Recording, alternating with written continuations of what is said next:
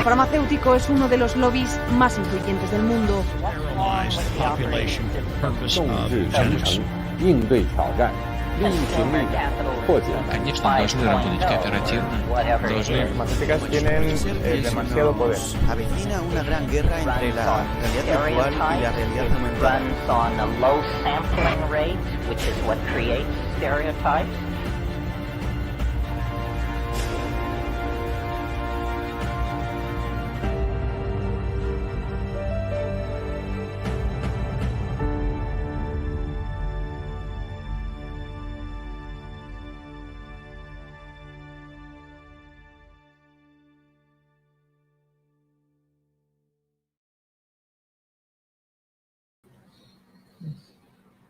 Hola a todos, ¿cómo están? Muy buenas tardes, muchísimas gracias por acompañarnos hoy con este invitado de lujo. Tenemos la presencia de Ariel Pérez.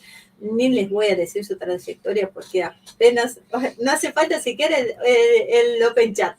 Con el chat GPT no es necesario, lo ponen en Google y va a salir toda la trayectoria de esta persona que ya estuvo en el canal con nosotros, con Proyecto Patria y Carlos Romanes. Genial, recibí unas críticas muy, muy buenas y hoy vamos a seguir hablando primero, ¿qué es el sistema anglosajón y por qué se derrumba? Una charla, una ida y vuelta con Marcelo Ramírez, que ya están ahí preparados, y quiénes son los poderes reales de Occidente, ¿no? Llegan su predominio al fin, estamos en una etapa de transición en el mundo, así que estamos ante la inminente caída de este sistema actual y vamos a ver cómo es el aterrizaje, porque el problema mayor ahí es cómo se da estos cambios, así que prepárense, cafecito, mate en mano, vamos a estar con Ariel en unos minutitos nomás que ya está en el estudio con nosotros. Agradecer a José Opo, un capo, viva España, viva los españoles, así que grande gente hay en los españoles, viva México también, Jacquelina Rodríguez, Andrea Ortega, viva todo el mundo, así que estamos ahí preparados. Fue quien muy amablemente me dijo, tienen que traer a Ariel Pérez para charlar y bien acertado estuvo en la tecla, así que teniente coronel conspirador, muchísimas gracias José, un cariño muy grande, sé que estás ahora ahí con los críos, pero en cualquier momento vas a estar mirando esto, un capo de verdad. Hablando de capos, acá tenemos a Alberto Galde, que también es otro gran colaborador y muy amigo de corazón de toda la familia de ACTV, así que Alberto, gracias por estar ahí con nosotros siempre, gracias por todo el apoyo. Acá venimos, querida Andrea Ortega, también firme en el pie de cañón, lo mismo que Jacquelina Rodríguez, firme como rulo de estatua, así debería ser. Dulce Montenay, así que desde México, las 11 de la mañana ahí mirándonos, ¡viva México! Dulce, muchísimas gracias. Querida Marcela Álvarez también presente, muy buenas tardes. Desde México también, Luis Quintas, ahí justito, ¿no? Un invitado de lujo, Roberto Boesio nos dice, gracias a vos por estar ahí acompañándonos, Roberto querido. A ver, tenemos que explicarle a Ariel cómo hace para que no le baje los videos. ¿Qué le vamos a explicar a nosotros si nos han bloqueado el canal como lo mejor? No, ya, esto no depende tanto de nosotros, lamentablemente. La lucha está ahí en contra del sistema, así que vamos a ir usando las herramientas y ustedes son parte de esto, ¿no? Ustedes es la parte importante, es de no aflojar cuando nos bajan los videos, de seguir buscándonos cuando ven que estamos desaparecidos, buscarnos por las redes, ¿dónde está Ariel Pérez? ¿Dónde están la CTV? ¿Dónde está Muy Espejos? Compartir el contenido con los amigos, eso hace un montón, ¿no? Saber que la geopolítica, los análisis geopolíticos no están pensados solo para un sector chiquitito. Hagámoslo llegar, hagamos que la mayor cantidad de gente entienda lo que está sucediendo en el mundo y ahí no nos para nadie, ¿eh? No nos para nadie. Grande. Ya le censuraron 2 programas, espero que este no sea el tercero, Ariel Pérez. Pobre, bueno, un gran aplauso para él, queridas Mercedes Villanueva, muchísimas gracias. Mirada Nacional presente acá con nosotros, qué grande, eso está bueno. Sí que tenemos canal de Telegram y está como Humo y Espejos. Ya les voy a poner ahí el link, Doro Bolotec, así que ya les voy a poner el link ahí para que lo vean. Firme como un blandengue. Bueno, no sé lo que es esto, pero firme como rulo de estatua va muy, muy bien. Bueno, queridos, ¿están preparados? Acá lo tengo a Marcelo Ramírez para dar este puntapié inicial para poder recibir por primera vez a Ariel Pérez. Marce, querido, ¿cómo estás? Bien, ¿qué tal? ¿Cómo andan? Hoy, como siempre, tratamos de enfocarnos en algo, aunque después este tipo de charlas suelen ser un poco incontrolables si uno termina hablando de cualquier cosa, de dónde te van llevando las charlas, porque por ahí si bien no ayuda a esta hora, ¿no? Por lo menos en la Argentina son las 2 de la tarde, la idea es como tomar un café y charlar y poder uno soltarse y decir lo que piensa, independientemente a veces de las correcciones políticas, de los prejuicios, de los marcos normativos que nos vienen instalando. Los que nos siguen, bueno, saben a qué nos referimos nosotros cuando hablamos de estas cosas, que no es exactamente tal vez lo que otros hablan como estas cuestiones antisistema. Pero bueno, hoy creo que va a ser importante para analizar un poco qué es el origen del mundo anglosajón, de qué hablamos cuando hablamos del mundo anglosajón, y sobre todo cómo hablar de este tema seriamente sin caer en teorías de conspiración que luego degraden un análisis geopolítico real y concreto, porque a veces uno ve que hay determinadas cuestiones que no terminan de presentarse de la mejor manera, porque es más simple a veces ser espectacular y no ser consistente en lo que uno dice. Así que eso va a ser uno de los temas que quiero charlar con Ariel. Y otro tema que me interesa particularmente es analizar cuál va a ser el futuro, si este mundo anglosajón va a aceptar la derrota o la va a vender cara, y si la va a vender cara, ¿de qué manera la va a vender? Estos creo que son los dos ejes iniciales que vamos a plantear y bueno, vamos a ver, como decía, dónde terminamos. Exactamente, Marce, cómo ver el futuro preparando la bolita de cristal, que ahí traemos Ariel Pérez. Bienvenido a Humo y Espejos. Qué lujo tenerte acá. Muchísimas gracias por acompañarnos hoy. Un placer saludarlos, Ivonne y Marcelo. Claro que sí, un placer saludarlos y finalmente pudimos concretar este encuentro. Que va a ser seguramente muy interesante porque vamos a participar los tres, pero tenía mucha expectativa en conversar con ustedes y bueno, cambiar ideas, vamos a ver qué es lo que da. Vamos a ver, acá uno sabe cuándo empieza, pero nunca cómo termina. Es como el mundo actual, ¿no? Estamos viendo cómo van las cosas. Así que, Marce, voy a permitir que vos des el puntapié inicial, mientras voy a estar con todo el público ahí en el chat también para ver si el público tiene alguna pregunta. Recuerde, para que yo las vea enseguida en el chat, ponga preguntas con mayúscula, así yo las identifico, las separo y las hago a Ariel. A ponernos las pilas, que tenemos poquito tiempo, pero Ariel, ya te hago el compromiso de recibirte en varias oportunidades, porque la verdad es que te hemos seguido en tu canal y son temas realmente muy, muy interesantes. Marce. Bien, quería hacer una acotación antes de arrancar con la charla.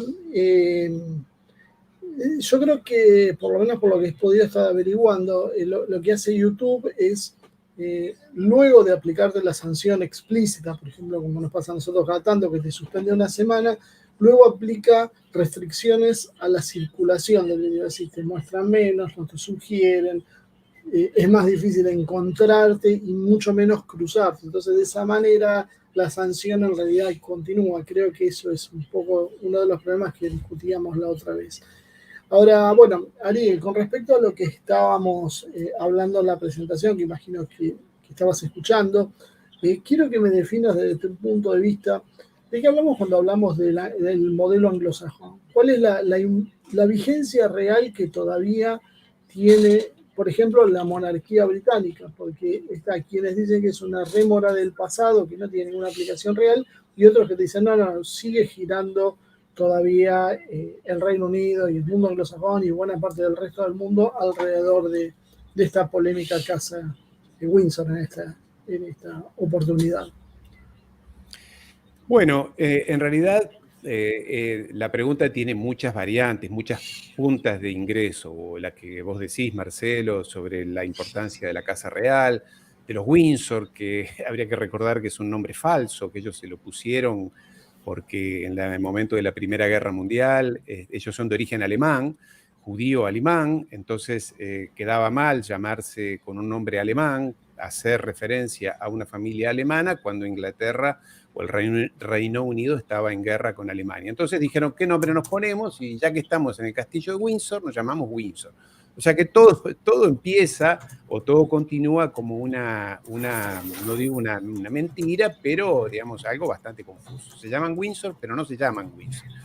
Ahora, digamos, por eso digo, el tema anglosajón tiene muchas puertas de ingreso. A mí me gusta y creo que es la razón por la que nos ponemos hoy a conversar es porque queremos hablar de geopolítica.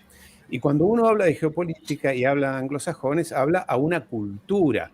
No hace referencia solamente a una casa real o a un país, que serían en el caso de los anglosajones, Gran Bretaña o Inglaterra, sino que hablamos de una cultura que engloba o que tiene punto de partida en la Gran Bretaña imperial, aquella del 1800 para redondear, y que después heredaron sus familiares allí en los Estados Unidos y que cultivaron la misma cultura, en este caso los Estados Unidos, que también se la trasladaron a Canadá, se la trasladaron a Australia, Nueva Zelanda, en fin, lo que es la cultura anglosajona.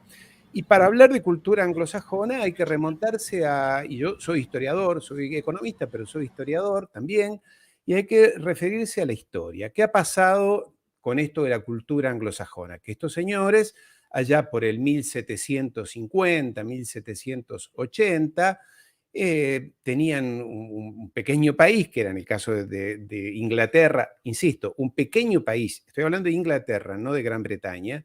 Inglaterra es un país que es más pequeño que el Uruguay, para que uno tenga idea de lo que estamos hablando, un país perdido allí, cruzando el Canal de la Mancha, una geografía muy agreste, un clima espantoso, con cero riqueza, no tiene ninguna riqueza natural ese país, y desde allí se empezó a irradiar o a crear o a desarrollar el famoso imperio británico.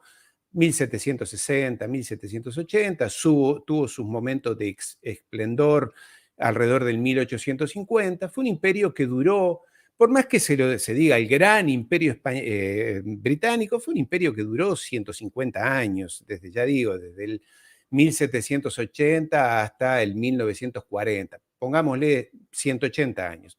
Hubo imperios que duraron mucho más tiempo, pero también acá hay mucho de leyenda, fuimos el gran imperio y demás. Lo que ocurrió es que, y por eso digo una cultura que engloba a todos esos países, que nace en Inglaterra, principalmente en Londres, allá por el 1780, en realidad tiene sus orígenes anteriores, que ya lo hablamos el otro día con los amigos de la Universidad de Cajamarca, allí en Perú, también a través de Asia TV, y hablamos de los orígenes ya más religiosos, más espirituales de este gran imperio. Pero en fin, este fue un imperio que nació allí y desarrolló una cultura. ¿En qué se basa esa cultura?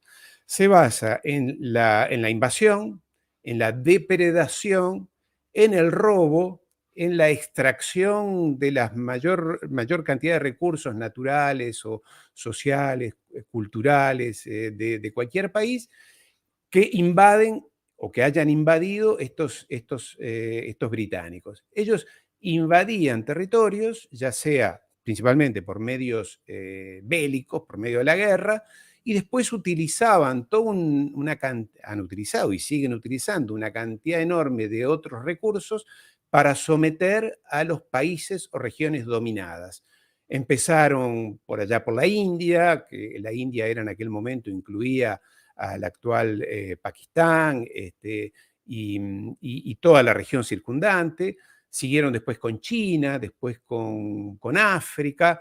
¿Y en qué consistió? Porque todo aquel que tenga un poquito de noción de historia o sensibilidad social se va a acordar que británicos o los anglosajones, cada vez que llegaban a un lugar, destruían todo, rompían todo, sometían, esclavizaban y robaban. Vida de piratas. Esa es la gente lo conoce muy bien, vida de piratas. Hasta hay una película, la saga de los piratas, en fin, que está hoy muy de moda.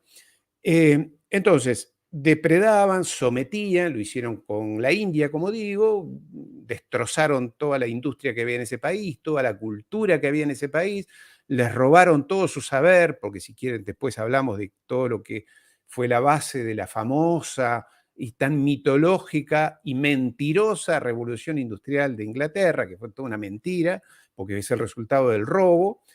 Pero digo, sometieron a la India, sometieron a China.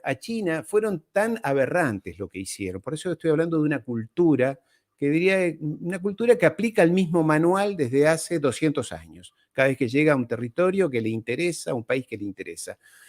Llegaron a tal nivel de aberración los británicos que cuando llegaron a la que era la primera potencia mundial en ese momento, 1860, y como no la podían dominar, porque digo, era un pequeño país, Inglaterra, en fin, con relativamente escasos recursos, le metieron la droga, le metieron el opio, les hicieron la guerra del opio.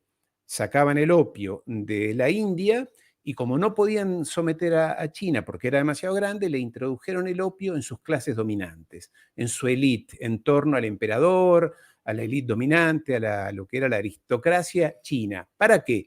Porque una vez que reducías, aniquilabas a la aristocracia y a la dirigencia y a la élite de China, el resto del país se caía y se cayó. Entonces se cayó a través de 2 guerras del opio, que fueron 1860, 1864, y que dieron lugar a lo que hoy el presidente de China dice, Xi Jinping dice, se ha terminado el siglo de la humillación, que empezó en 1860 y terminó en 1949, cuando la revolución de Mao Zedong, pero que ahora definitivamente ese siglo de humillación en la cual China, una gran potencia, estuvo esclavizada, dominada, de rodillas, sometida, robada, ese siglo se ha terminado. Entonces, cultura anglosajona que ya digo, cultivaron los británicos, sobre todo allí en la City de Londres, sobre todo en la City de Londres. Recordemos que en Londres, uno cuando va de viaje a Londres cree que hay una sola ciudad de Londres. En realidad está la ciudad de Londres, que tiene su alcalde, y después, dentro de la ciudad de Londres, hay otra city, que se llama, hay otro enclave, que tiene otro alcalde diferente, que tiene autoridades diferentes, que se llama la City de Londres, que es donde están los bancos, sobre todo los bancos, las compañías de seguro, esa potencia usurera que ha tenido Gran Bretaña desde hace 200 años, y que tiene autonomía propia, autonomía legislativa. Y Marcelo, para darte, no quiero hacer discursos muy largos, pero para darte un dato muy significativo, en la City de Londres es el único lugar donde la reina o el actual rey, cuando va allí de visita, tiene que golpear y esperar en la puerta que le abran.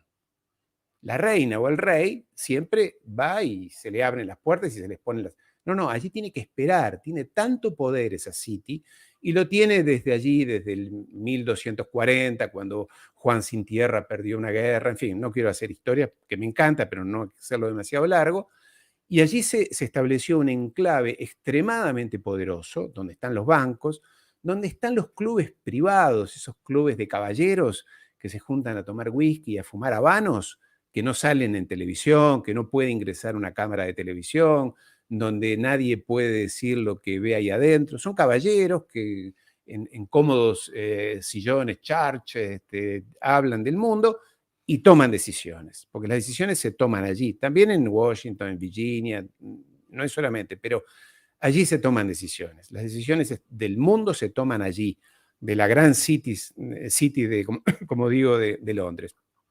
Entonces, cuando el Imperio Británico decayó, después de la Primera Guerra Mundial, venía trastabillando, con la Segunda Guerra Mundial quedó fuera de juego, y retomaron su lugar los Estados Unidos, que tienen el mismo origen, no hace falta que yo lo diga, son los mismos puritanos, no son solamente protestantes, son puritanos, vienen de la variante calvinista de Ginebra, o sea, lo más duro, te diría, los más extremistas de los puritanos, de los protestantes, son ellos, que se fueron a los Estados Unidos, lo sabemos, en el barco Mayflower y demás. Entonces los Estados Unidos retomó ese lugar y lo potenció, como todos sabemos. Por eso digo una cultura, y seguramente es a lo que vos, Marcelo e Ivonne, hacen referencia cuando hablamos de anglosajones. Son esa cultura que está acostumbrada, es su estilo, es su manual de uso, es invadir, someter, esclavizar, robar, no permitir ninguna disonía en el territorio conquistado, y todo aquel que se rebele o levante algo lo aplastan. Y yo acá decía con los amigos de Perú del otro día, y aquí como historiador, que esto es novedoso en la historia de la humanidad. Siempre todos los imperios, o todo reino, o todo principado, cuando quería dominar a otro, lo aplastaba, a veces, no siempre, le hacía una guerra, lo aplastaba, lo dominaba, hacía cambios, pero después dejaba vivir. ¿Por qué? Porque dejaba vivir porque de ahí, de ese territorio, de ese país o de esa región, extraía tributos, extraía impuestos y algunas riquezas, pero dejaba vivir religiosamente, políticamente, institucionalmente, cosa que los anglosajones desde hace 250 años no hacen. Cuando llegan a un lugar dominan y aplastan, y al que se mueve lo pasan por arriba. Bueno, creo que el otro día miraba una lista ahí. En los últimos, después de la Segunda Guerra Mundial, han participado en aproximadamente 200 invasiones, golpes de Estado, desestabilizaciones de gobiernos, que en América Latina la conocemos bien. Se han cansado de hacer del patio trasero, aplicando la doctrina Monroe, hacer lo que han querido. Hace pocos días atrás, no más tardar un mes, la generala del Comando Sur de los Estados Unidos, Laura Richardson, hizo una recorrida por América Latina. La generala, digo, porque general del ejército norteamericano, es la que comanda el Comando Sur de la Cuarta Flota que se ocupa de América del Sur.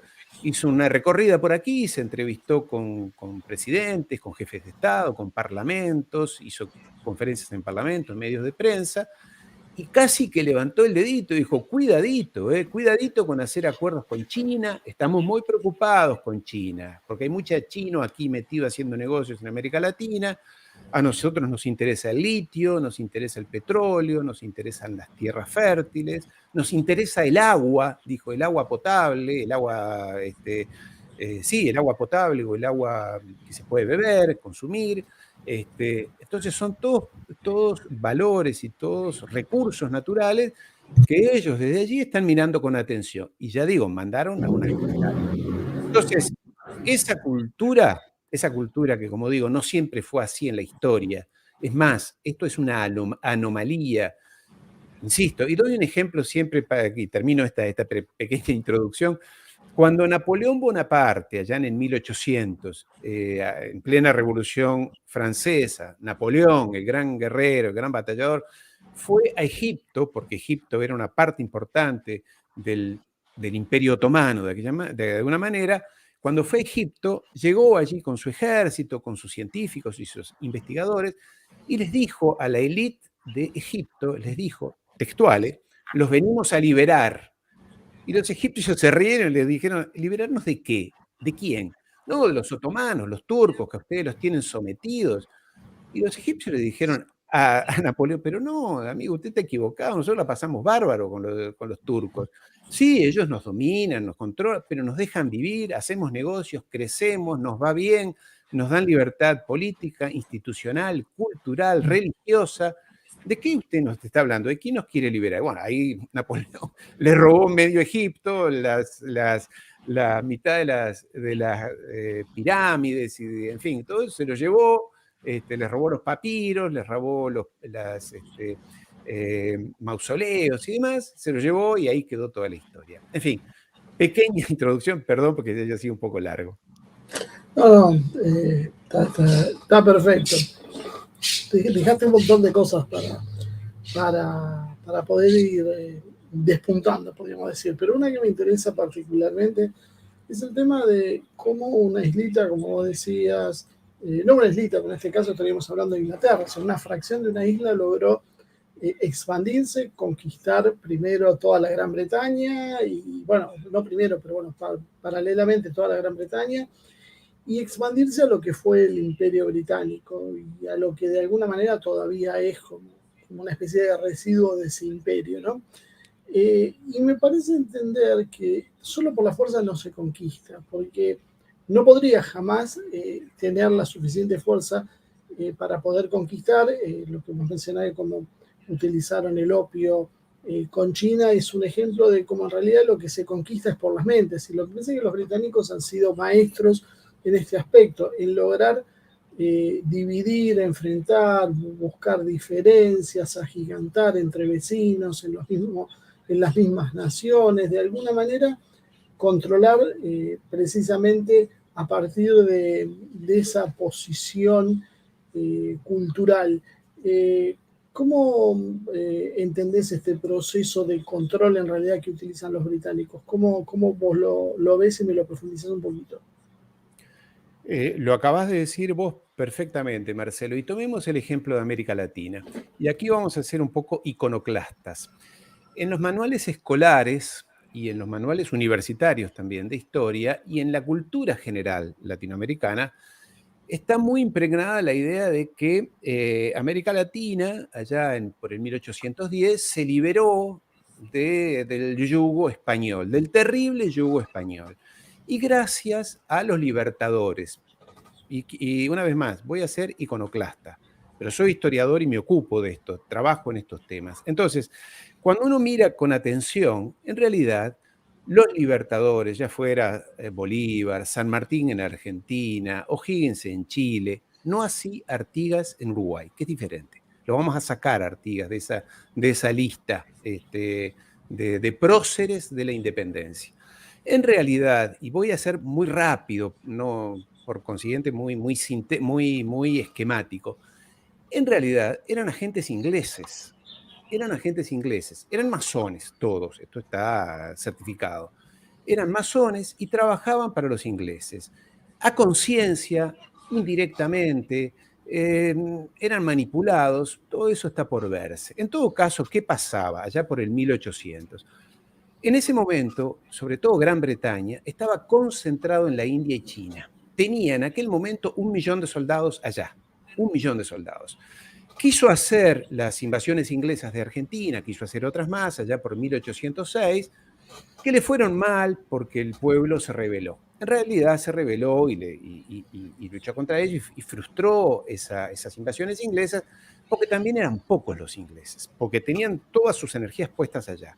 Pero descubrieron los ingleses en que había cierto malestar, sobre todo en las élites criollas de América Latina, las porteñas de Buenos Aires, en Lima, en Santiago, las élites criollas, estoy diciendo, no el pueblo, no los caudillos populares, las élites que estaban en los negocios comerciales, había cierta necesidad de expandirse. ¿Y qué hicieron los ingleses? Les dijeron: señores, ustedes tienen que ser libres, independientes, y desarrollar el libre comercio. Lo cual a vos como argentino y a Ivonne también le sonará que hay alguien que está repitiendo lo mismo en Argentina hoy en día, y pienso en un Milei, y pienso en todos esos sectores muy conservadores que dicen: ¿cuándo la Argentina va a ser libre para hacer negocios y comercializar, y el mercado y el libre comercio? Todas políticas que vienen de allá, de Inglaterra, después de los Estados Unidos, que ellos nunca aplicaron, ¿eh? Ellos no, los mercados ellos están cerrados, lo abren cuando les conviene para algo muy específico, pero comerciar con ellos, venderles a ellos es imposible. Entonces, hicieron en América Latina esto que vos decías, generar confrontación entre hermanos, entre vecinos, y así lograron que el imperio español, que en América Latina no tenía colonias, eran súbditos que participaban del imperio, eran miembros del imperio español, no eran colonias sometidas. Principalmente los que introdujeron la esclavitud, la estratificación y demás, fueron los británicos, fueron los holandeses, los portugueses también, allí en Brasil, pero en la Latinoamérica española, la Hispanoamérica española, no era lo que nos pintan en los libros de historia. Y estos señores, ya digo, Bolívar, San Martín y demás, hoy vestidos, enropados de una misión liberadora, en realidad lo que hacían eran aplicar las políticas británicas que, como no podían o no les interesaba invadir militarmente este continente, lo que hicieron fue fraccionarlo. Lo fraccionaron, lo dividieron, así fue que América Latina desde 1810 hasta 1910 se pasó en guerras civiles, matanzas entre hermanos, generadas, alimentadas por ellos en muchos casos, después por los franceses, que mandaban armas, sus embajadores se alentaban a unos, se alentaban a otros, y América Latina desde entonces no se ha recuperado de ese fraccionamiento, de esa confrontación, de esa lucha intestina que siempre, siempre les dejaban los negocios a los de afuera. Y el negocio más importante fue, o más inicial, fue en el caso de América Latina, los famosos empréstitos Baring, de la banca Baring de Inglaterra, allá por 1800, me recordará, yo la historia argentina no la tengo al detalle, cuando el presidente era Rivadavia. 1820, 21, por ahí, no me acuerdo justo. El presidente era Rivadavia. El presidente era Rivadavia, que entonces dijo, bueno, usted es un pobre país, cuando América Latina era, te diría que estaba a cabeza con el desarrollo industrial de la Inglaterra del 1780. Estaba ahí. No es que acá no había industrias, había muchas industrias del cuero, de la madera, del hierro, de la cerradura, en fin, había muchas, los textiles. Y estos señores destruyeron todo, porque lo que querían era vender sus productos. Lo de ellos es muy sencillo. Ellos quieren vender sus productos, hacer sus negocios y no dejar que crezca nada. Son como esas plantas, ¿sabes?, que crecen y que abajo no crece el pasto, porque hay plantas que dejan caer una especie de sustancia que elimina toda planta alrededor. Ellos son iguales. Entonces, lograron que América Latina, en el caso de Argentina, ya lo digo porque lo leí hace poco, fue el presidente de Rivadavia, ustedes son un país que necesita un crédito. Allí va el crédito Baring. Y iban los embajadores y volvían en barco y demás. De los 100 libras que les prestaron a la Argentina, creo que llegaron 50, 60. Las otras 40 se quedaron en comisiones, gastos, administración y demás. Y Argentina tardó, creo que 120 años en terminar de pagarla. Y allí empezó lo que para América Latina, lo de Argentina es sintomático, lo que para América Latina sigue siendo hoy un cáncer, que es esto de la lucha interna, la discusión, el enfrentamiento. Y ellos después perfeccionaron las técnicas que vos decías también, Marcelo, las técnicas, ya digo, militares, ya te digo, te mandan a la generala y te dicen, cuidadito, mira que si tú haces mal las cosas, por ahí tengo la cuarta flota, te pongo un portaaviones por aquí cerca y a ver si haces mal las cosas. Y si no, te mandan a sus embajadores, a su Hollywood, lo subliminal, ellos son los más lindos, los mejores, los perfectos, tienen la democracia ejemplar, y después te mandan todo lo que es los medios de comunicación, toda la prensa. Tú piensas que hoy la prensa mundial, por lo menos la occidental, está en manos de 4 o 5 corporaciones, 4 o 5. Es más, seguramente ustedes como yo leemos diarios y periódicos y televisiones en muchas partes del mundo occidental. Y cuando ves una noticia importante, la mirás en cualquier idioma, todos dicen lo mismo. En francés, en inglés, en italiano, en alemán, dicen lo mismo. O sea que hay un solo redactor. Y entonces han inundado, han sojuzgado a nuestros pueblos, a nuestras élites, que son las mismas que heredamos de aquellas grandes familias que venían del 1800, que hacían negocios, que empezaron siendo contrabandistas. Por ejemplo, los cárteles de la droga de Colombia. ¿Alguien puede creer que esos cárteles, y también mexicanos, de una enorme complejidad empresarial, que hacen negocios internacionales, no solamente que exportan y llevan y traen, sino que lavan dinero, hacen inversiones, las pudo haber hecho el Chapo Guzmán, que no sabía leer ni escribir, o Pablo Escobar, que era un ignorante? No, hay que ser muy ingenuo, eso te lo vende Netflix y tú lo crees. detrás de ellos, en América Latina, están los niños bien, los señoritos que van a las mejores universidades, las mejores familias, los mejores clubes privados, que estudian en las mejores universidades de Estados Unidos, que son las mismas familias que eran contrabandistas allá por el 1800 y que encontraron en los británicos esa necesidad, se encontraron el hambre y las ganas de comer en aquel momento. Entonces, que son los mismos que hoy controlan, montan, organizan, estructuran los cárteles de la droga, los cárteles criminales internacionales, que son los que lavan miles de millones de dineros en el mundo, que viajan, que abren mercados, que son una empresa, no son cárteles. Uno los ve en televisión, a veces las series de Netflix, y piensa que eso es. No, esos son los sicarios, son los pobres chicos que son hasta víctimas, son terribles, ¿no? Son terribles, son delincuentes horribles, pero son las víctimas menores. Los que están detrás son los que organizan esto, que son las mismas familias. Por eso los traigo, voy muy rápido en la historia, para decir, aquellas familias contrabandistas porque infligían las normas y las leyes que había impuesto el imperio español en América Latina. Estos eran contrabandistas en aquel momento, que manejaban las aduanas, que hacían trampas con los barcos, que decían que los barcos ingleses estaban en el puerto de Buenos Aires o no de Montevideo o en Valparaíso, que estaban en reparaciones, pero que en realidad no estaban en reparaciones, estaban haciendo trasiego de mercaderías, de cueros, de textiles, contrabandistas. Esas mismas familias heredamos ahora, los mismos vástagos. Estoy haciendo muy arbitrario, muy sintético, pero digamos, eso es lo que heredamos. Y así fue como estos señores, estos británicos descubrieron, por eso digo, yo mira, yo trabajo con gente, con amigos norteamericanos, y he vivido muchísimos años allí, y estuve hace pocas semanas en Washington, y a unos en un think tank le decía, ustedes lo que hacen es copiar y pegar, porque es el mismo manual de toda la vida, los mismos análisis de toda la vida, que emplean para dominar a los países y a las regiones. Y después tienen lo más sofisticado, que es cuando las fundaciones norteamericanas, inglesas, las becas de estudio de Cecil Ross, allí en la Fundación Ross, de Gran Bretaña, te invitan a las élites de los países, los invitan, les pagan cursos, les pagan formaciones, les pagan sus propias fundaciones aquí en América Latina, y te endulzan, ¿sabes? Te van endulzando, te llevan de viaje, te muestran qué es lo mejor. Yo lo he hecho en mi juventud para Francia, por mi vínculo con Francia. Entonces te muestra y tú vienes aquí y dices, bueno, la verdad que estos son las mejores personas, tenemos que hacer lo que ellos hacen.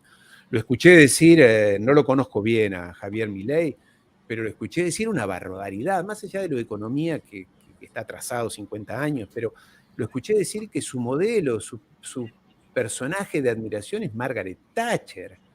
Margaret Thatcher, que durante las guerras de las Malvinas, que al principio la iba perdiendo, consideró la posibilidad de enviar bombas atómicas contra Buenos Aires. Bombas atómicas contra Buenos Aires. Están en las actas del Parlamento británico. Estaba considerado eso. ¿Cómo va a admirar a alguien que iba a tirarte una bomba atómica? Está bien que los japoneses lo hagan, y que bueno, yo no sé por qué, sí sé por qué, pero que les han lavado tanto el cerebro que... Pero alguien que quiere ser presidente, decir que admira a Margaret Thatcher, me parece una lavada de cerebro y demostración de lo que estos señores han hecho a lo largo de 200 años. ¿Cuál es el origen de todo eso? Si quieres lo conversamos. Pero bueno, me parece que es bastante complejo, digamos. Sí, aprovecho, es grave no solo que Milei diga eso y sea candidato, sino que tenga mucha gente que lo sigue ante, bueno, el hartazgo, porque bueno, creo que parte del juego es subir incompetentes y corruptos de un lado y del otro, de forma tal que, bueno, en esa confusión termina llegando lo que vemos. Quería preguntarte una cosa más. Hay una habitual posición de hablar del fascismo, del nazismo como el responsable de todos los males, olvidando el papel que ha jugado el liberalismo, sobre todo este liberalismo británico que ha sido el más influyente. ¿Cuál ha sido la relación histórica entre el fascismo y el nazismo. Casi podía agregarse el nacionalcatolicismo si lo ponemos a Franco en ese paquete, que creo que tiene muchas diferencias internas, pero que suelen soslayarse esas diferencias para hacer un planteo generalizado. ¿Han sido una herramienta en realidad de los liberales? ¿Cómo analizas toda esta situación? Bueno, es un tema amplio, Marcelo, es un tema amplio, pero no lo esquivo. Mira, en primer lugar, hay un tema que yo no me canso de repetirlo, y es que la Primera Guerra Mundial, pero también la Segunda Guerra Mundial, es un invento de los británicos. Específicamente en el caso de la Segunda Guerra Mundial, es un invento del MI6, es decir, de los servicios de inteligencia británicos. No estoy diciendo ni que Hitler fuera bueno, ni que que fueran niños de... No estoy diciendo eso. Estoy diciendo que el Imperio Británico necesitaba, en el caso de la Primera Guerra Mundial y de la Segunda Guerra Mundial, destruir a Alemania. ¿Por qué? Porque Alemania era, y por eso creo yo, y esto es un tema que no está dando vueltas lo suficientemente, por lo menos yo hago bastante hincapié, la guerra de Ucrania. La guerra de Ucrania tiene desde ya el objetivo de enfrentar a Rusia, de enfrentar a China después y demás. Pero el primer objetivo de los británicos, y en todo caso de los anglosajones, hablando en el de hoy, es frustrar, destruir, quebrarle las piernas a Alemania. Alemania, que en el caso de la Segunda Guerra Mundial, podía haber un encuentro muy peligroso para ellos entre Alemania y la Rusia soviética. Y en el caso de la Primera Guerra Mundial, porque Alemania se había convertido en el principal adversario, en el principal desafiante económico, comercial, pero sobre todo industrial de Gran Bretaña. Alemania era un desafiante de Gran Bretaña. Entonces, los anglosajones, los británicos en ese momento necesitaban quebrarle las piernas a Alemania, como ahora necesitaban quebrarle las piernas a una segura coordinación, llámalo como quieras, combinación, cooperación que iba a suceder entre Alemania y Rusia de Putin. Iban camino a eso. Ya estaba dicho, ya estaba firmado, era tan notorio que, para dar un ejemplo, el presidente del consorcio gasífero Gazprom, de la empresa que unía a Rusia con Alemania, ahora estoy hablando, era Schröder, el ex canciller alemán. No estoy hablando de un funcionario de segunda, ni de un CEO, estoy hablando de un ex canciller. Iban para eso a Alemania, iban no a fusionar, a encontrar un mercado común, alianzas estratégicas en el plano económico, financiero, tecnológico, industrial y sobre todo de recursos naturales, que es lo que más le sobra a Rusia y que no tiene Alemania. No solamente Alemania no tiene petróleo ni gas, no tiene todos los demás que tiene los metales, el carbón, las maderas, los alimentos, los agroquímicos, que sí tiene de sobra Rusia. Y eso para los anglosajones, en este caso para los británicos, pero para los ingleses, es el peor desafío. Entonces, yo por eso, como historiador, al tema del nazismo y del monstruo nazi, del monstruo, le pongo un poco de agua al vino, como se dice en Francia. No me lo tomo todo líquido, porque es un invento, es una parte de invento, hay una leyenda hecha ahí, porque había que demonizarlo. En el caso de Hitler, insisto, no era un buen chico, no era amigo mío, pero lo mismo que están haciendo con Putin actualmente. Un loco, un enfermo, un psicópata, todo aquel que no les guste a ellos es un psicópata. Tienen un señor de presidente que se olvida, no sé si viste el otro día, para darle un poco de color a esto, ha habido estos días una ola de tornados en los Estados Unidos, en el sur de los Estados Unidos, tornados que han devastado poblaciones. Y fue Biden allí a dar un discurso, en fin, a saludar a las familias, a las personas, y en un pequeño pueblito que se llamaba Rolling Fork, él se equivocó y dijo, bueno, acá estoy en Rolling Stone, confundió los Rolling Stones, los músicos, con folk. Bueno, ese señor hoy es capaz de burlarse de Putin. A tal punto estamos hablando de absurdos. Entonces, lo que han hecho los anglosajones es crear ese mito en torno a Alemania, y sobre todo a la Alemania nazi, que buscó la guerra, que generó la guerra, cuando hay que leer la historia, ¿no? Hitler les dijo a Churchill específicamente, que no era primer ministro todavía, 19 veces que no quería la guerra. No quería la guerra. Y no le interesaba la guerra porque su objetivo era otro, era fortalecer a Alemania, que estaba muy debilitada todavía. Pues hicieron todo lo que hicieron ahora, lo mismo que hicieron ahora con Putin y la guerra de Ucrania, le crearon las condiciones para que tuviera que iniciar esa guerra. Lo pongo en potencial, creo yo, hay probabilidades para no ser tan taxativos, porque este es un tema que a los dueños de las redes sociales occidentales, que nos hablan de democracia, de tolerancia, de libertad de prensa, cada vez que dices algo que no les gusta, te sancionan. Yo, por ejemplo, soy historiador matriculado y hay un solo tema que yo no puedo estudiar. Me imagino que sabrás cuál es. Hay un solo tema sobre el cual yo no puedo estudiar y no lo puedo ni buscar archivos ni cuestionar una sola versión, que además está muy distorsionada, contradicciones y demás. Yo puedo decir que el Papa es homosexual, puedo decir que el presidente, no sé, cualquier barbaridad. Puedo decir cualquier barbaridad. Pero hay un solo tema que yo no puedo estudiar. Y es un tema que se ha incrementado con el paso de los años. Sí, un tema que cambia las cifras, ¿no? 6 millones, 2 millones, 4 millones, era con cámaras, era sin cámaras, era bueno. Que además no resiste ningún análisis técnico, ningún análisis historiográfico. Lo que pasa es que te tildan inmediatamente de fascista, nazifascista o lo que sea, mezclando todo. Eso siempre, pues no podés ni plantear el tema, así que bueno, uno ya eso creo que lo soslaya y...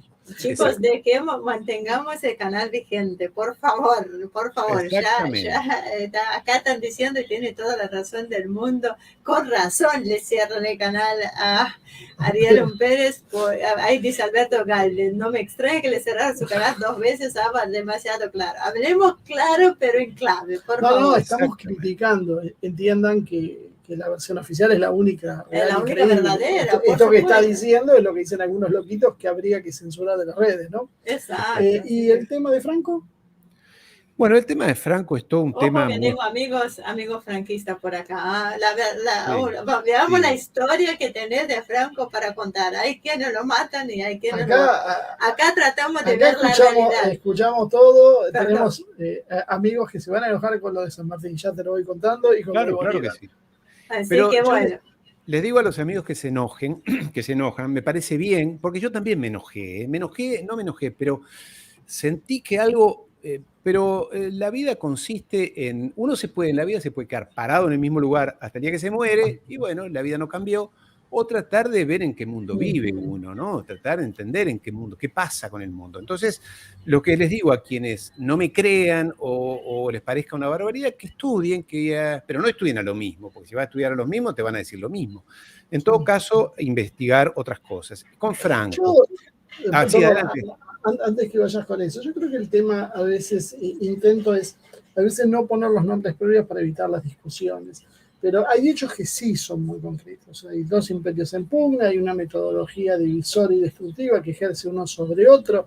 Eso, cualquiera que mínimamente analiza geopolítica sabe que así funciona el mundo. No está planteando nada raro. O sea, subvertirte internamente tu propio imperio y subdividirlo de forma de debilitarte y después controlarlo vos es el ABC de todo. Exacto. Lo que estos muchachos establecieron es un nivel de sojuzgamiento y de aplastar al dominado que no había existido antes. Sí, ha existido, por supuesto que sí. Los mongoles fueron bravos allí, sobre todo en Turquía, fueron bravos al principio.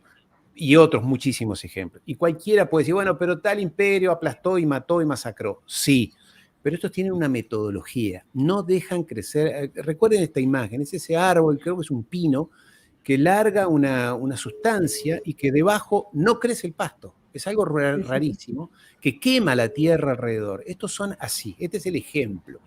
Entonces, De lo que se trata es de siempre, y los que nos dedicamos a esto, Marcelo, Ivonne, ustedes lo saben, es estar siempre tratar de ir más allá, más a fondo, no quedarnos con la primera versión que tenemos.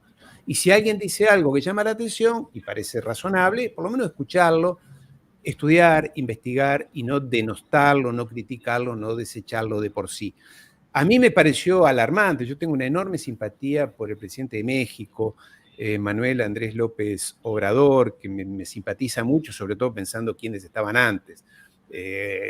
Como es, Nieto y Calderón, ¿no? Peña Nieto y Calderón, que eran un desastre, personas comprometidas con lo peor. Este hombre me parece una bocanada de aire fresco.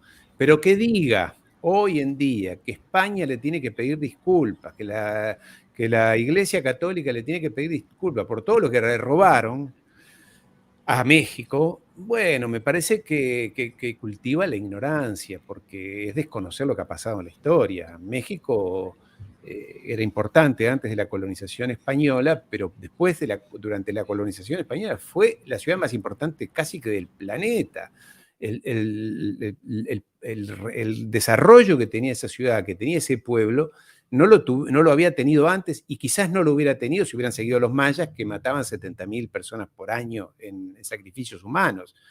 En fin, entonces, para no entrar en ese tema, pero creo que vale la pena cuestionarse. Es decir, amigos, no siempre la versión que estudiamos en la escuela es la correcta. Y sobre todo en el caso de América Latina, yo no estudié mucha historia en América Latina en mi colegio, porque no estaba aquí, pero lo que recuerdo es que se repetía una historia muy armada. En el caso de Argentina, lo sé porque lo he leído últimamente, hay una familia Mitre, los Mitre, que son dueños de un periódico importante, han construido una mitología en la que ellos quedan bien, en la que sus amigos porteños, de la élite criolla porteña de allí de Buenos Aires, quedan bien y parecen casi como héroes, y son los intelectuales, y son los cultos, los refinados, cuando en realidad son vástagos empleados de los ingleses, que van allí, en fin.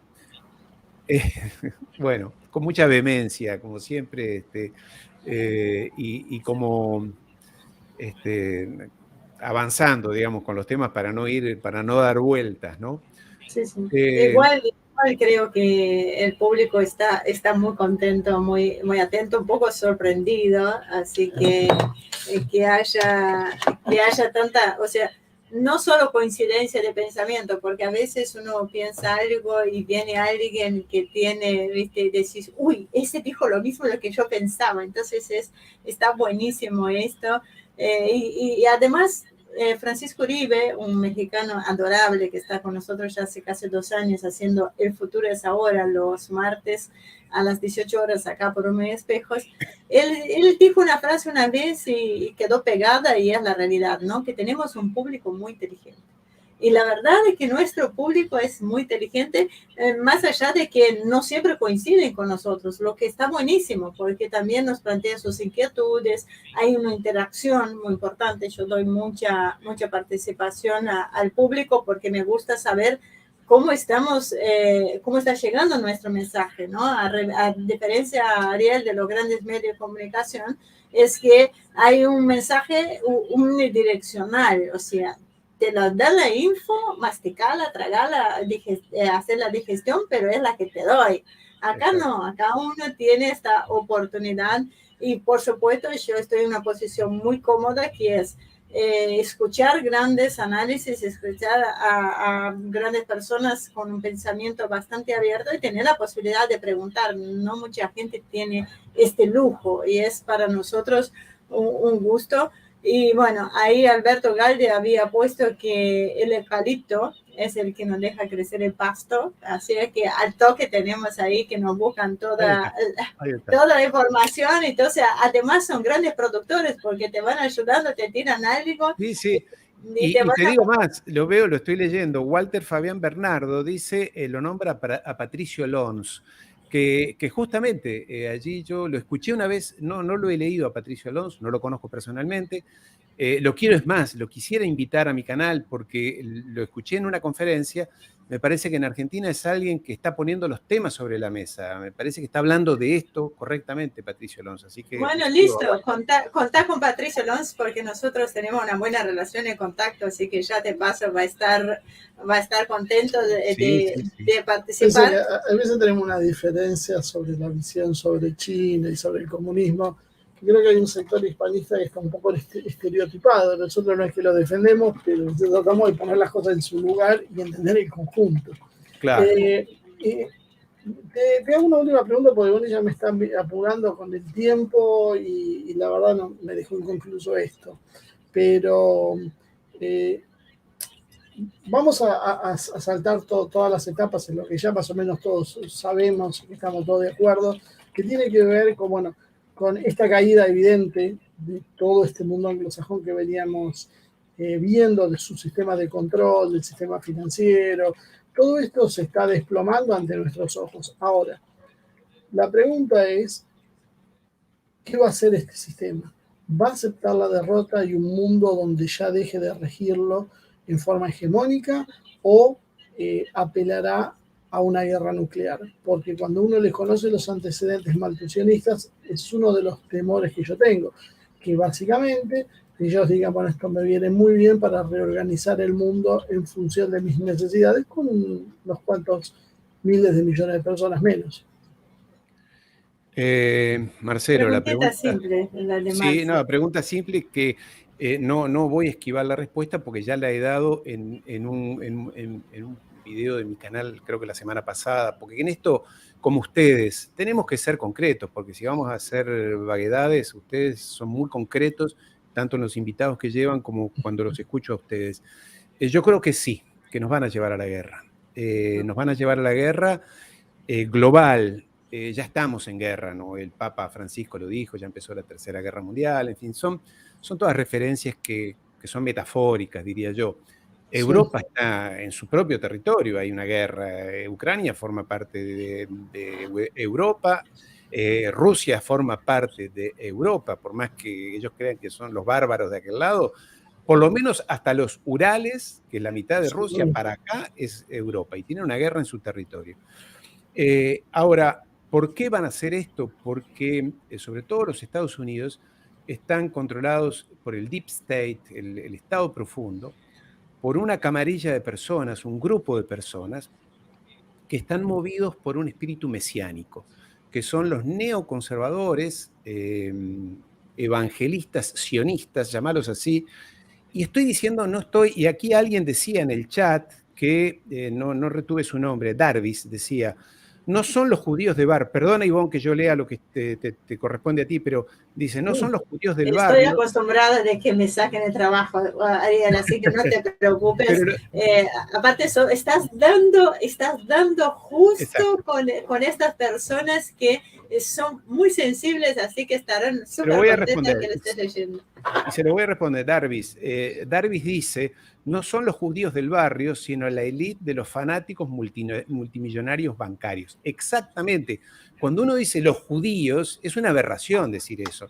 Entre otras cosas, yo tengo una hija judía, o sea que yo de antisemita cero, nada, está claro, ¿no? No puedo, no lo tengo por principios, ni por moral, ni por ética, ni por convicciones, y tampoco por sangre, o sea que no caería en esa estupidez, ya no solo nuevamente aberración, sino estupidez. Estoy hablando de la élite, de lo que allí en Palestina, en Belén, hace 2023 años, ese Sanedrín, esa élite, dijo que había que crucificarlo a Cristo, que era la élite, que son los rabinos, esos rabinos furiosos, que vienen de la época troglodita, pero que hoy siguen dominando por lo menos a la colectividad judía, que son, y hoy, y no estoy haciendo una arbitrariedad, hay que leer los periódicos de Jerusalem Post, en fin, de Hersh, los periódicos de Israel, para darse cuenta de las barbaridades que dicen esa gente hoy, que si tú y yo las dijéramos hoy aquí, no solamente nos cerrarían el canal, nos colgarían en la plaza y nos tirarían piedras en la puerta de nuestras casas. Sin embargo, esta gente tiene una tradición muy extremista. Entonces, ¿qué quiero decir? que estos neoconservadores, extremistas fanáticos de Washington, que les voy a poner un nombre, que son Victoria Nuland, que son su marido, Robert Kagan, que son Susan Rice, que no tiene nada que ver con Condoleezza, que son Jack Sullivan, que son Tony Blinken. La mayoría de ellos, salvo Susan Rice, que es afroamericana, por consiguiente no, todos ellos que acabo de mencionar tienen doble nacionalidad, son norteamericanos e israelíes, y tienen posiciones extremistas, porque son mesiánicos. Y el otro día hablamos de religión con Carlos Maimán allí en el canal de ustedes. El origen tiene que ver con esa visión escatológica de la humanidad, del mundo, es que para ellos la salvación del mundo, la felicidad va a ser al cabo de un largo proceso de crisis, de guerras, de epidemias, de revoluciones, de enfrentamiento, y después de eso vendrán los 1000 años en que el Mesías llegará definitivamente y nos traerá luz y felicidad.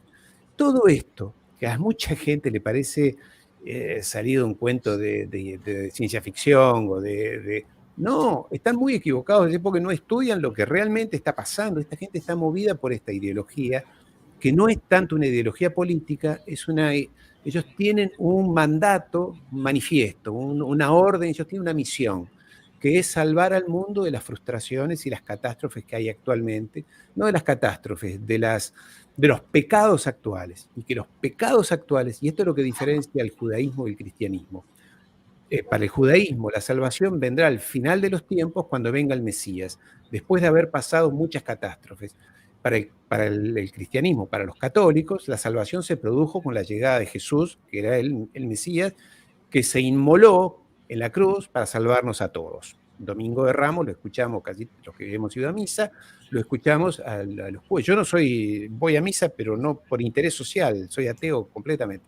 Pero es lo que dice el católico. La salvación ya llegó y tenemos que vivir en concordancia con lo que Jesús nos enseñó. Eso es lo que dice la cristianidad. Los judíos dicen que no, que hay que tocar fondo para que llegue finalmente la gran catástrofe, aparezca el Mesías, que es el que va a traer la salvación.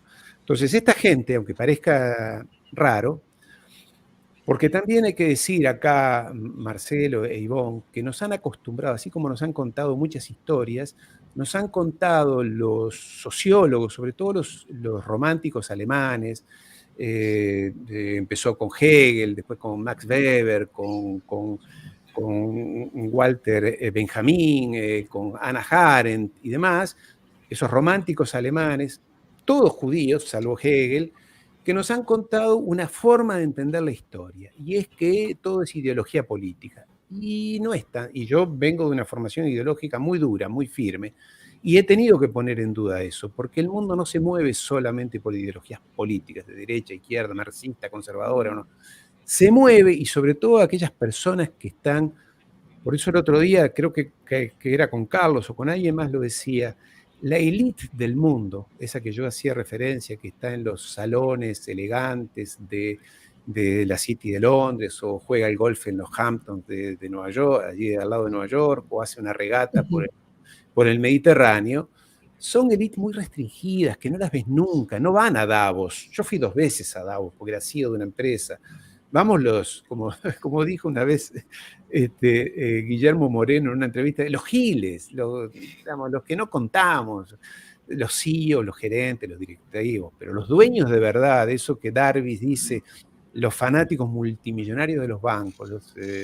Rothschild no va a Davos a hablar, va Bill Gates porque le gusta figurar y demás, pero el resto, y Elon Musk y algunos más, el resto se reúnen en los clubes privados, y esos tienen en su interior, ya no discuten de cuánta plata, sí, hablan de plata y poder y demás, hablan cuál es nuestra misión, qué legado vamos a dejar, y ahí les aparece su impronta y su origen cultural, religioso. Por ejemplo, a mis amigos, a Santiago Armesilla, de allí de España, que él es muy marxista, le digo, mirá, está todo muy bien lo de Marx, pero él era hijo y nieto de un rabino muy poderoso. Entonces, ese mesianismo de la revolución, de cambiar, que tenía el Che Guevara también, lo heredamos de ellos, que creen que la felicidad, por eso el Che, te podrá gustar mucho o poco, yo simpatizo, pero está cargado de mesianismo. La felicidad llegará cuando termine la revolución victoriosa. Es el mesianismo talmúdico, me gusta decirlo para no hablar de la colectividad judía, a la cual, a los amigos, mi medio hermano es judío, o sea que yo no tengo nada, no solamente tengo amigos, como se dice, tengo amigos judíos, sino que... Pero en fin, yo creo que nos van a llevar a la guerra porque esta gente cree que tiene que ir a la guerra con... Esto es un globo de ensayo, lo que están haciendo con Ucrania, y como van a perder la guerra Ucrania ya la tiene perdida desde el día 1 con Rusia, y para ellos es existencial, para los anglosajones. Imagínate que mañana, dentro de 3 meses, 6 meses, Putin diga, gané la guerra. Entré en Berlín, como hicieron hoy le niegan a los soviéticos haber liberado Berlín. Hay una historia que dice que la guerra la ganaron los norteamericanos. ¿Cómo los norteamericanos van a ganar la Segunda Guerra Mundial? La ganaron los soviéticos, que perdieron 20 millones de personas y que entraron en Berlín y que no avanzaron más, que no a París, porque Stalin no quiso. Lo que pasa es que nadie lee la historia, de verdad. En fin, imagínate que ahora Putin, dentro de 6 meses, diga, ya gané. Lo saqué a Zelensky, no se divida a Ucrania, se quede con Mariupol, Odessa, medio territorio, demás. Eso los anglosajones no lo van a poder tolerar porque una cosa es irse de Afganistán y demás, irse de Siria o de donde más, pero perder esta guerra para ellos es existencial, o sea, perderían. Sería, Marcelo, y con esto redondeo, sería como, lo van a entender bien los argentinos, como el matón de barrio, ¿sabes? Aquel matón que matoneaba, le pegaba a uno, maltrataba al otro, insultaba a aquel, violaba a las chicas, hacía lo que... Y un día vino uno y le dio una paliza delante de todo el barrio. Lo dejó tirado, todos los ojos de él, la mano quebrada. Ese hombre, ese matón, no se reconstruye más. Su imagen ha quedado destruida para siempre. Esto es lo mismo. Y para Rusia también es una guerra existencial la de Ucrania. Por consiguiente se la van a ganar, no sé en cuánto tiempo, pero entonces esta gente, estos neoconservadores fanáticos, que están alentados por los evangelistas sionistas, que hay que conocer la cultura norteamericana, son muy potentes, ¿eh? Son 40 millones de personas que semana a semana en los templos o a través de los teleevangelistas que hablan a través de la televisión, alientan la guerra y la violencia y vamos a hacer, y vamos a ganar, y vamos a destruir, vamos a dominar el mundo porque somos los mejores, etc. Mi respuesta entonces es que sí, que lamentablemente, y el escenario va a ser nuevamente Europa, creo yo. Espero equivocarme. Creo que te faltó, no sé si iba a dar el tiempo, sino para la próxima, ¿qué papel juega el transhumanismo en esto? Eso lo dejamos, el transhumanismo, el papel que juega, pero eso lo dejamos, por favor, para un programa especial. Totalmente. ¿Okay? No soy experto en el tema, pero lo veo yo lo que digo, bueno, por ejemplo, Lucas Niklaus, no sé si lo conoces, es un gran experto en lo que es estrictamente el transhumanismo. No comparto después los demás análisis que hacen geopolíticos. Acá yo creo que para hablar de este tema con Marcelo o con vos, no necesitamos ser experto en la materia del transhumanismo, pero sí en la implicancia geopolítica que hay detrás. O sea, que pero a veces, parte, claro, porque sí, a veces sí. Los análisis necesitan, porque es como el analista internacional que analiza un hecho internacional y de repente el analista geopolítico analiza, conecta estos hechos con la realidad cotidiana de lo que está sucediendo en el mundo. Y a mí, por eso me encantó. Los invito a todos a mirar la entrevista que le diste a la charla, porque fue una conferencia, fue otro formato ahí, Proyecto Patria, con Carlo Mamani, un genio, porque él, por Proyecto Patria lo ha dicho en varias oportunidades, el Proyecto Patria nace inspirado en nuestro contenido, así que la verdad es que lo apoyamos a Carlos porque ha crecido muchísimo en los últimos años en el ámbito académico y siempre ha dicho, yo me formé con ustedes, para nosotros es un halago y un honor obviamente escucharlo, y la verdad es que hoy miramos su contenido y tiene una calidad que realmente es admirable. Y con respecto a la religión y geopolítica, nosotros ya en el 2018-2019 ya hicimos varios seminarios acá en la Argentina donde decimos la geopolítica y la religión, porque no podemos separarlo. Hoy la religión siempre ha jugado un papel muy importante en el tablero de ajedrez, si se quiere, mundial. O sea, siempre se ha movido de la mano y no lo podemos. Que se aborde esos temas, me han llegado muchísimas críticas de estos programas, todas muy positivas, todas muy asombradas por el contenido, por la claridad que vos hablaste. Y de vez en cuando alguno que te dice, no mezclemos porque no tiene nada que ver, no mezclamos lo que no existe, los pensamientos metafísicos, pero la realidad es que influyen. Vos podés creer o no, pero que influyen. Exacto, así que las brujas... Y nos olvidamos perdona, Ivonne, nos olvidamos de hablar de otro personaje siniestro que, más allá del transhumanismo, pero que tiene que ver con esa, que es George Soros. George Soros, que tiene que ver con esto de la manipulación de las culturas, de cómo hago, que tiene que ver con esto que vos decías, Marcelo, del transhumanismo. Tema que yo conozco apenas, no me animaría a hablar con propiedad porque es muy delicado, pero que lo pongo a George Soros ahí, en ese mismo paquetito, ¿sabes? De cosas que distorsionan, porque la misión de George Soros es distorsionar. No es a George Soros no le interesa ni los transgéneros, ni el feminismo, ni el aborto. Él lo único que quiere es que las sociedades latinoamericanas, especialmente, pero también lo hace en Europa, se sigan peleando. Cuando hablábamos, Marcelo, de pelear, generar odio, entonces vemos en las puertas de los parlamentos los pro-abortistas con las anti-abortistas, los pro-género, los anti-género, si hablo con todes o con todas, eso genera ruido en la sociedad, y eso es lo que a ellos les conviene, porque les conviene que estemos divididos, porque dividido reinarás, ¿no?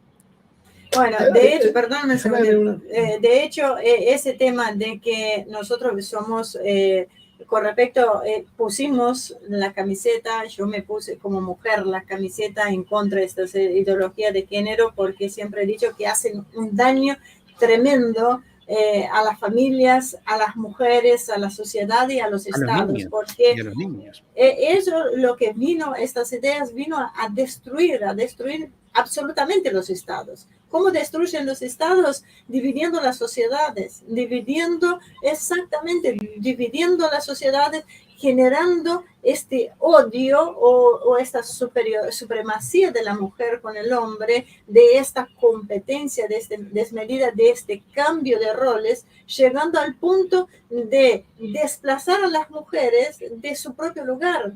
Cuando un hombre que se dice mujer, que ahora están reviendo ese tema, compite en la misma categoría que nosotros, un hombre que se dice mujer y se viste como mujer, gana un concurso de belleza que no podría competir siquiera con un hipopótamo. O sea, y compite con las minas ahí que tienen un lomo infernal, y viene un tipo con una carpa puesta así, y vos decís, pobrecito del chico, pobrecito de flaco pero le ponen una carpa, lo disfrazan con esta cosa y dice que ganó un concurso de belleza. ¿Dónde estamos? Este es un tema de premios a la mujer del año que se le ganan a los hombres. Bueno, España tuvo una reina de belleza de transgénero, una reina de belleza española. Pero el objetivo es el que vos decías, Ivonne, es generar inestabilidad, generar inestabilidad institucional, política, los parlamentos discuten, la gente discute, y así no se puede gobernar, porque nadie puede gobernar, ni derecha ni izquierda, digo, que sea cual sea. A ellos no les importa, es generar inestabilidad, y cuando hay inestabilidad viene el FMI y te dice, tengo un crédito para ti, y si quieres renovar. Bueno, lo vi el otro día, mira, ustedes como argentinos me dirán, lo vi en una postura, en una actitud realmente muy, muy, muy frustrante al presidente Alberto Fernández, allí en la Casa Blanca con Biden, diciéndole qué linda la democracia, usted es un gran demócrata y yo lo admiro, cuando hace 2 meses le pidió ingresar a los BRICS, le pidió a Rusia que lo apoye para ingresar a los BRICS, le pidió a China, hace un año lo fue a abrazar a Putin y le dijo, somos hermanos, quiero que Argentina sea la puerta. O sea, hay una distorsión, porque nadie puede gobernar con unas ideas claras, con un programa claro, porque te arman campañas de prensa, te desestabilizan, viene la ONG tal y te arma un escándalo, viene la otra ONG que tira todo lo contrario. El negocio de ellos, de los anglosajones, pero Marcelo, aplican siempre el mismo manual. Es una cosa que basta con leerlo y saber lo que van a hacer. Es más, hay un manual de cómo desestabilizar un país. ¿Cómo fue que aplicaron en Maidán, allí en Ucrania, en el 2014? Hago un chivo ahí, Ariel, un chivo. Me dice el pie justito y te dejo, Marce. Primero, estoy de acuerdo con Marcela Álvarez, gracias. Las chicas de este canal no somos muchas, pero somos ahí, pum, para arriba. Dice, totalmente de acuerdo, una mujer no puede apoyar su propio exterminio. Lo que están haciendo es esto, con esas ideologías, destruyendo nuestra esencia a nosotras mismas. Así que grande Marcelo. Lo cual no quiere decir que uno no tolere y admita que cada uno haga su vida sexual lo que le parezca. Pero por supuesto. Como padre de una hija de 9 años, yo no quiero que en la escuela le empiecen a hablar de este tema, como ya lo están haciendo en Francia, lo están haciendo en España, en algunas zonas de Estados Unidos, donde vienen a hacerle demostraciones, shows con travestis y demás. Claro. Yo no quiero eso, y no quiero que le hablen de eso a mi hija de 9, 10. Antes, bueno, el gobernador DeSantis, gobernador de la Florida, acaba de prohibir, en el estado de la Florida no se pueden hacer tratamientos hormonales, no se pueden hacer operaciones de cambio de sexo, no se puede hacer publicidad transgénero, no se puede dar charlas en las escuelas hasta los 18 años.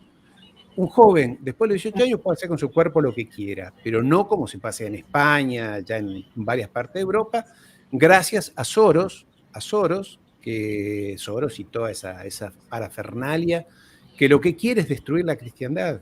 Él lo que quiere es destruir, porque hace 2023 años que están en pelea.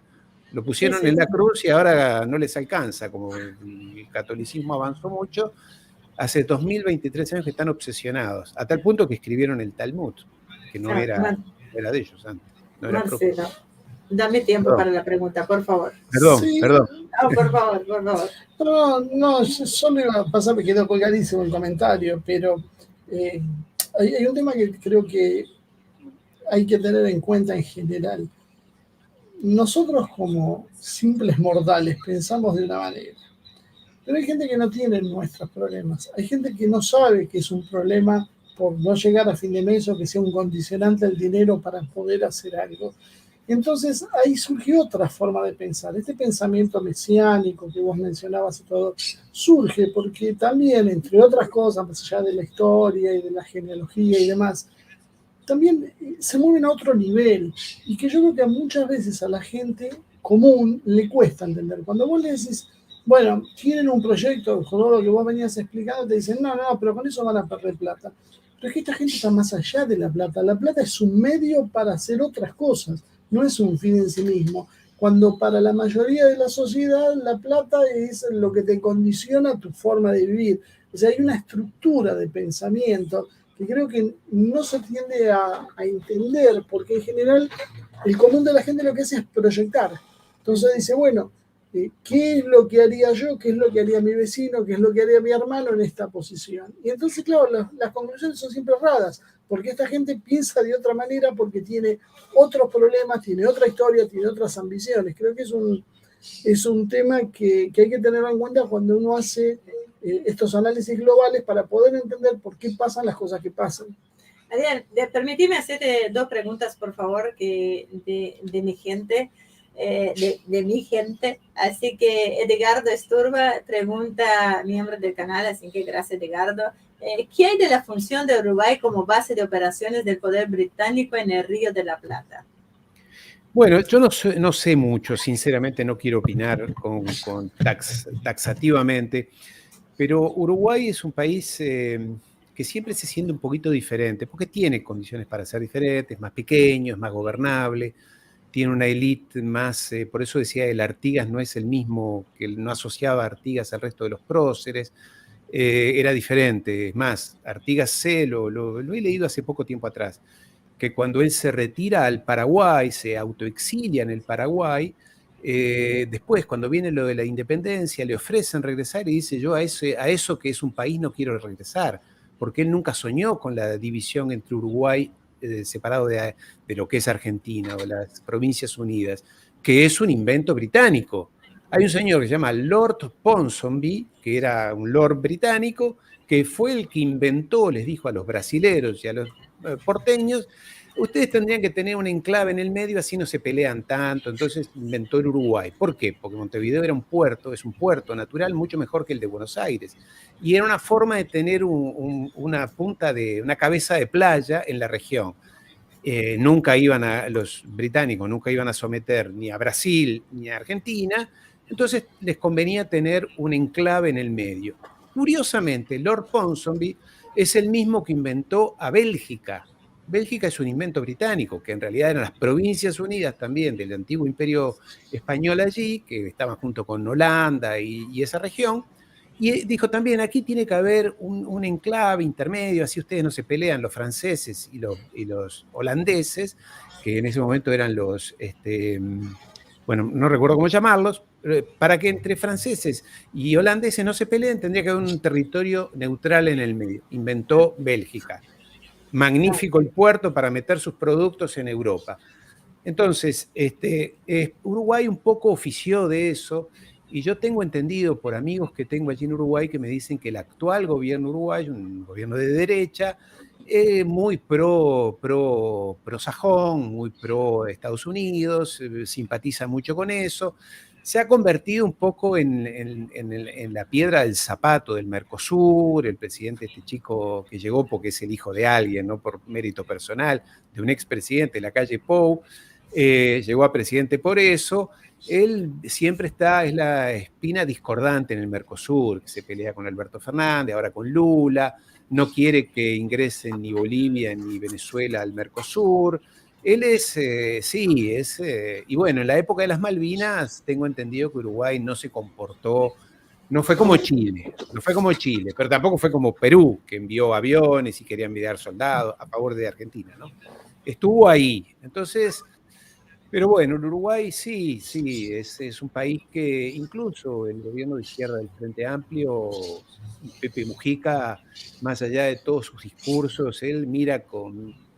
En fin, no tiene muy claro, a mi juicio, ¿no? Y pobre, yo no soy nadie al lado de un expresidente, Pepe Mujica, un monstruo de autoridad, pero en mi humilde opinión, creo que hay cosas que no están claras de parte del Uruguay. No lo quiero denostar porque es un país que amo, pero sé que hay mucha gente que está muy crítica con eso, ¿no? Sí, es un tema. Hablar de los países acá es un tema. Yo me estoy metiendo en camisa de 11 varas porque estoy preparando un curso de formación en geopolítica. No lo tuve en cuenta Uruguay. Mira, estuve floja ahí, pero estoy haciendo sobre Brasil, Argentina, México, España. Estoy en la duda porque me van a arrancar la cabeza con temas de España. Tengo que hacerlo, así que me alientan a hacer el curso que hacer, que es donde hay grandes falencias en el Reino Unido, en Estados Unidos. Hay varios países que uno cree conocer, pero no conoce y vendría bien. Yo lo hago Brasil porque digo que los argentinos en la región no nos conocen, no conocen nuestra idiosincrasia, no nos conocen la historia. Entonces, la historia les pasa lo mismo. Creo que los mismos brasileños mayoritariamente conocen su historia. Sí. Es diferente, la colonización portuguesa fue diferente a la española, ¿no? Por eso, yo del curso de Brasil todavía no lo pasé a Marcelo. Porque, inclusive ya fueron imperios. Exacto, por eso. Yo iba a poner de la colonia a la potencia económica regional de Brasil. Este es el título que quiero hacer del curso. Después desarrollo 7 módulos ahí. Todavía tienen sobre México de la conquista a la revolución. Eso lo que son 7 módulos de este capítulo, porque quiero llegar a la Argentina, que me causó gracia el propio título, porque la Argentina, yo pensaba de la independencia a la crisis actual, porque Argentina supo ser potencia en varios momentos. La crisis lleva un siglo. Exacto, bueno, se tiene que ir ya, Ariel Pérez, ya, 29. No, por favor, se repite. Muchísimas gracias. Perdón las preguntas que no hemos podido contestar hoy. ¿Querés hacer una pregunta más? La respondemos y... Ariel ya va a estar con nosotros. Mejor armamos algo porque el tema acá es ser dinámico y dar un poco de tiempo para responder al público. Brasil todavía tiene una familia real. Ramírez. Ahí está, Felipe de Orleans y Braganza. Tuvimos la oportunidad de entrevistarlo acá. Exactamente. Bueno, Olga, querida. Perdón, curiosamente es un nacionalista brasileño, lo cual revela también las diferencias que hay entre las clases sociales, porque hoy lo que es la posición antiimperialista de Brasil contra los Estados Unidos, uno de los que la tiene precisamente es este muchacho. Vamos a empezar la guerra acá. Ojo, Walter Fabián Bernardo. Ojo con lo que hablas de Brasil. Ojito. País ojo que adoro y adoro. Ojo al piojo. Si vas a hablar, que sea con base histórica o no me vengas acá. Que esta cosa con dinero. La próxima vez hablamos português. Exato, aí além do mais, Ariel fala muito bem português, assim que vamos colocar ele aí nesse jogo. Ariel, muito obrigada. Ariel, muchísimas gracias, es un placer, como siempre. Te comprometen, prontito te vamos a tener de nuevo con un nuevo tema y va a ser genial, así que todas las veces que quieran. Marcelo, Ivonne, muchísimas gracias. Perdón por el tiempo, realmente. Un placer participar con ustedes. De verdad, de todo corazón estoy a disposición en la medida en que pueda participar, por los temas me refiero, con muchísimo gusto. Es un placer porque lo siento como muy dinámico, muy ágil, que es lo más agradable, ¿no? Así que un saludo también a quienes han escrito y participado, el esfuerzo que se han tomado, así que un placer. No, sí, un gran público. A Marcos Reneros. Mira, Marcos, Marce sabe quién tiene la pelota en este momento, ¿ok? Así que lo tiene. La última palabra la tiene siempre Marce, ojo, siempre. Sí, querida, y arreglamos todo. Así que un capo, Marcelo, un capo. Lo que pasa es que hoy no podía hablar. Chiste viejo de cuando el machismo se apreciaba. Exacto, así que un gran abrazo, Ariel. Un lujo. Un saludo, y como dice ahí atrás, la vie es belle. La vida es bella, así que exactamente. No, yo voy a imitar este acento y me van a criticar, así que la vida es bella, así que vamos a quedar con el bella argentino y ya está. Estupendo programa, como siempre, va a volver Ariel, seguro que va a volver. Dejémoslo que vaya tranquilo, ahí de Uruguay también, mucho cariño, que vaya tranquila, su compromiso, mucho éxito, cariño grande, Ariel, nos está muy bien. Muchas gracias a todos ustedes, los esperamos mañana.